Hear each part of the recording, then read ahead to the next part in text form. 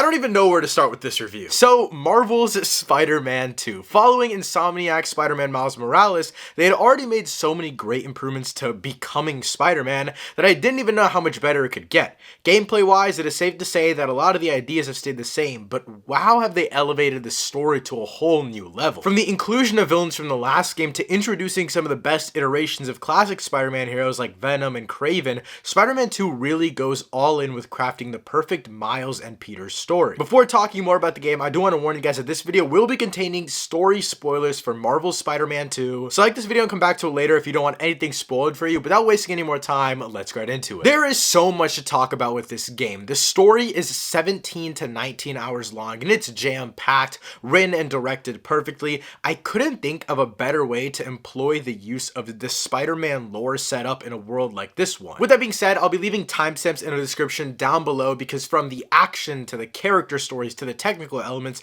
there is so much to talk about, but I want to start off by talking about the mechanics of this game. We all know how advanced the PS5 is, and in this game they added a lot of really cool new mechanics that I wasn't really expecting. For about 60% of my experience with this game, I did use performance mode, but for the first 40%, I did use fidelity. All of the footage used in this video will be from my gameplay experience with Marvel's Spider-Man 2, and in terms of fidelity and performance mode, you can definitely see the difference. I primarily saw the difference when it came to the swinging because somehow they improved it even more from the Miles game. There's so many different elements about the swinging and just traversing that I really love, and I'll talk about traversal specifically later in this video, but again, the swinging itself is great. It's very fast. The 60 FPS obviously adds a lot of difference here. I think the camera work is also way better in this game than it is in Miles Morales and the first Spider-Man game. This is camera work in terms of the cinematics, but also just finishers and honestly anything when it comes to combat, when especially looking at the Venom blasts and all of these different gadgets and gizmos that you can use within the game. Gliding is also a brand new feature added into this game, and it absolutely transforms the way that you traverse in this game. It makes everything way quicker, and again, I'll talk about that in more detail later in this video, but I do want to quickly touch on the puzzle mechanics because they are so much more fun in this game. From the tunnel climbing to the R2, L2 holding challenges, there's a lot more variety in this game than in the first. My only frustration with the mechanics aspect of this game is that after I played through the story, when I used the anti-venom in the regular black symbiote suit, I noticed a really weird thing. All of the venom powers are white, which is really frustrating because it just doesn't look good with the black suit at all. But I also think the fighting mechanics with the black symbiote suit are just frustrating because they make the anti-venom and venom suit basically the same exact thing, just a different colorway. Whereas I feel like if using the symbiote suit on Peter, you should be much stronger. Maybe your health bar should be a little bit bigger. But now to get to the action and fighting, the inherent noticeable upgrade here is the gadget selection. And like I mentioned prior, the finishers and camera work is ramped up to 1,000, but the non-cutscene action is really where a lot of my problems with this game come in. Spider-Man fighting will always be fun, but the way that this game paces out the action, primarily the boss fights, is genuinely horrible in my opinion. The Scream boss battle is the best example of this. You go ahead and deplete the health bar once, there's a cutscene, you deplete it again, and there's another cutscene, and this is repeated 4 times. Now maybe I just suck at the game and it made me do it 4 times, but this is the same thing that happened for the Lizard and the Kraven fight scene. For Kraven and Venom though, it wasn't as bad for me because there were external elements like the bell in the Kraven fight and then the anti-venom suit in the Venom boss fight. But aside from those 2 things, so much of the action just felt really repetitive to me. Similar combos and always fighting goons were just really annoying. On the note of fighting, I think the enemies definitely felt like they took a lot more damage in this game. Regular goons were eating 6 to 8 of my gadget hits, which were annoying. And honestly, a lot of the base stuff just felt like the first game reskinned, which is fine. I totally understand. I feel like there's not much of a unique element that you can bring to Spider-Man fighting goons. I want to get to the story in just a second here, but I have to mention the MJ missions because MJ's character is such a great part of this game, and her missions especially are so much more fun than the first game. She gets equipped with this really cool stun gun and a web shooter. The sneaking around missions actually allow you to have fun, and every time we got to an MJ mission, I was surprisingly excited this time around. Her character's also just genuinely badass. The scene that sticks out to me the most is the tunnel sequence where she tries to save Pete from the Venom, along with the sneaking mission in the neighborhood. MJ was so elevated in this game, and I absolutely love what they do with her character here. And a few more things before we get into the story elements here. This game is obviously a technical masterclass. We obviously know that this game goes above and beyond with the PS5's capabilities. anyways. I never use fast travel because why would I? But apparently it's quite literally instant. A lot of the game just flows better because of the camera work, but so much on the simulation end, it just was ramped up to the max. The map is twice as big as the first game. It's more dense than Spider-Man 1. The web swinging is fast. The traversing with web swings is perfect. It's a nice blend between swinging and running. Everything is so smooth. The additions to the swinging and the traversals are also amazing, and the skill tree allows for faster speeds, build up slingshots, etc. And aside from that, the last kind of technical thing before we get into the story is the suit selection. I wanted to quickly mention this because I absolutely love what they did with the suit selection in Spider-Man 1, but I will say here it was feeling a little bit lackluster. I obviously haven't played with every single suit, but firstly, the fact that we have to unlock suits from the last game is absolutely ridiculous. Like, why am I unlocking the anti-Ox suit in Spider-Man 2? But now getting to the story, starting it off with Peter's story. Miles is such an essential part to this story, and I'll talk about him in the next chapter, but at the core of this game, this is still a Spider-Man story about Peter Parker. From Harry's inclusion to the reintroduction of previous villains, this game does feel like a veteran Spider-Man story, which I really love because I feel like we don't really get that too often, and in comparison to the first game, I don't think the story is nearly as emotional, but I think it's because we don't have an inherent connection to Harry Osborn like we did to Aunt May, or at least I did. A lot of the story is, and I'm gonna keep repeating this, genuinely just perfectly written. Even though she died in the last game, Aunt May has such a great impact on this story, from the May Foundation to that of being the core of why the symbiote sticks with Peter. There's so much depth to the story, and I think that's why it hits so hard. The scene that surprised me most was when Peter dies. I mean, holy shit was my jaw on the ground. I was ready for a funeral, seeing him to bust out of the ground with the symbiote suit, but then Harry just transferred the suit to him right then, and that was such an amazing choice to do it then. Introduce us to the symbiote, introduce us to just him becoming an asshole, because it pushes the story so quick. And symbiote Peter is another level of menace in this game. Why don't you pop some more pills and say what you're really feeling? Hey! Because I think other iterations of the symbiote Spider-Man, when it takes over Peter's life, he is just an asshole to everyone for no reason. It doesn't really focus on the grief element as much as this iteration does, and we also get that with Mr. Negative going into Peter's head, which I'll talk about later. There is a different level of grief here that never is explored, and I really enjoyed that. But again, I just really like how the symbiote overtakes Peter's life. It's a really interesting way that they execute it here. And before I go ahead and talk about the villains of this game, which I absolutely loved, I do want to touch on Miles' story, because there's one element that's probably my favorite storyline of the game that I didn't expect at all. Because when it comes to Miles' story, coming off his own game, Miles is learning how to fully become a Spider-Man,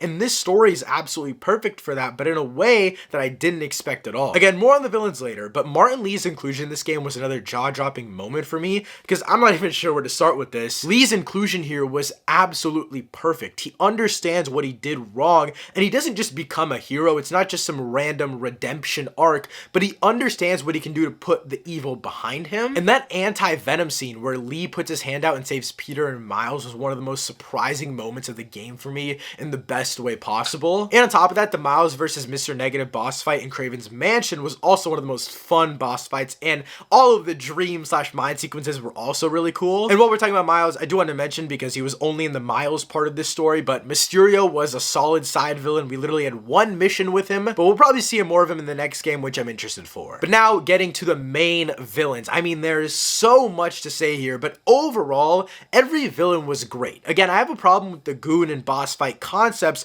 but story and writing wise, every villain is really well done here in my opinion. I like the redemption idea of saving older villains from Kraven's hunt, and it just further makes the Insomniac world feel more developed. I want to go through all of the main villains of the game one by one, giving my thoughts on them, because they were all very interesting in their own ways. Starting it off with Sandman, it's a great first boss fight. It gets us back into the groove with mechanics, and it really shows the sheer power of the PS5 with how jam-packed the screen always is. Then we get to Lizard. This is definitely an interesting villain choice for the game. Another boss fight that genuinely pissed me off, because there was 2 checkpoints, then you chase him, and then there's another checkpoint. But I think mechanics-wise, a lot was shown off here. But honestly, I found Dr. Connors' personal backstory with finding the symbiote much more interested than any of the actual Lizard fighting stuff. Then we get to Mr. Negative. I talked about him a little earlier, but long story short, he rocks in this game, maybe even more than he did in the first game. Mr. Negative is probably my second favorite villain in this game, because his impact on the story is much more interesting than the first installment. His boss fight is a little bit less interesting than the first game, but it is a breath of fresh air compared to the others in this installment, and he also perfectly ties together the Miles and Kraven story. Before getting into the two main story villains, the side villains in this game were 10 times more interesting than in the first game, and in my opinion that's because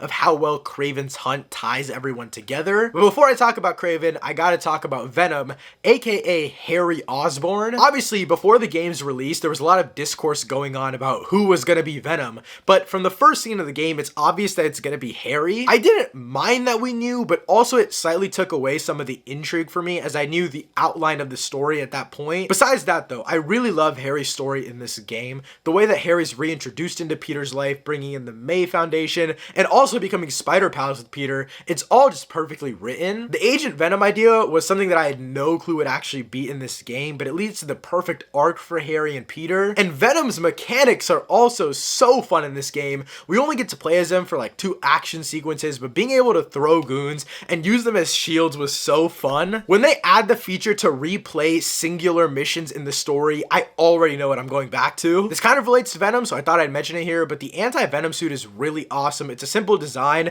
but I genuinely like it more than the anti-Ox suit from the last game, which I liked a lot more than other people. And a little bit of a deep cut story spoiler here for you guys. The inclusion of Scream was another moment in the story that just had me saying what the shit, because I wasn't expecting it at all. I mean, I had an inkling that they would set up more Venom stuff for the future, but MJ becoming Scream was not on my list at all. Also, that boss fight sucked a lot. I hated that shit. But finally, Kraven versus Venom was a fight that I didn't really expect, but once it happened, I understood why. Kraven is such a key part of this story that unlike the other villains, I didn't mind that we had to fight him 2 different times, especially since it was 2 different character types fighting him anyway. From Venom's introduction to Kraven's death, the entire time score sequence is visually stunning and honestly near perfect. And speaking of Kraven, I wanted to save the best for last. For me at least, it's safe to say that Kraven is my favorite villain in the Insomniac universe thus far. I think it's interesting though, because Kraven doesn't have any sort of emotional tether to Peter Parker or Miles Morales, but the brute force and sheer will of Kraven is absolutely unmatched. This iteration of Kraven might go down as one of the most raw Spider-Man villains of all time. Bro literally tells Venom to kill him so he can die a warrior. Aside from how badass he is, Kraven's hunt is the perfect story for this game. A veteran Spider-Man training a new Spider-Man, bringing together villains from their past, ones that have taken away what they hold closest to their hearts.